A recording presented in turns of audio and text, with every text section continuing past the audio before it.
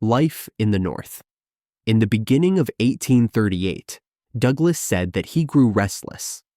He felt that if he failed to escape this time, he would certainly be a slave for the rest of his life.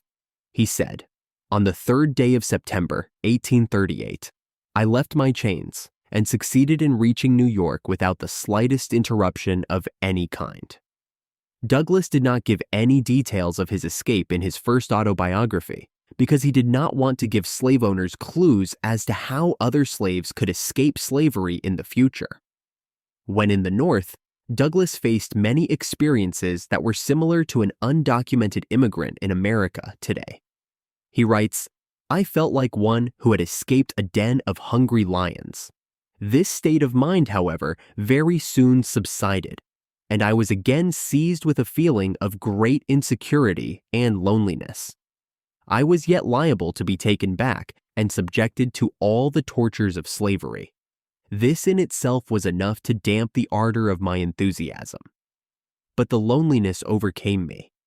There I was in the midst of thousands, and yet a perfect stranger, without home and without friends, in the midst of thousands of my own brethren, children of a common father, and yet I dared not to unfold to any one of them my sad condition.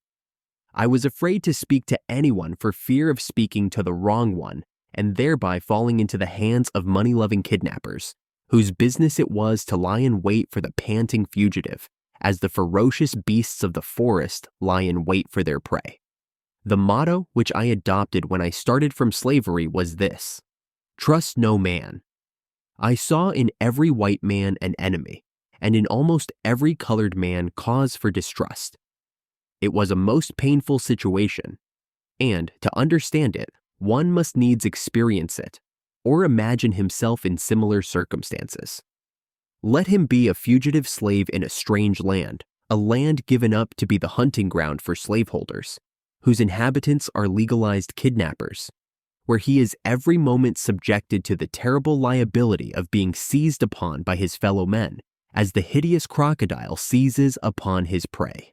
I say, let him place himself in my situation, without home or friends, without money or credit, wanting shelter and no one to give it, wanting bread and no money to buy it. And at the same time, let him feel that he is pursued by merciless men-hunters, and in total darkness as to what to do, where to go, or where to stay, perfectly helpless both as to the means of defense and means of escape,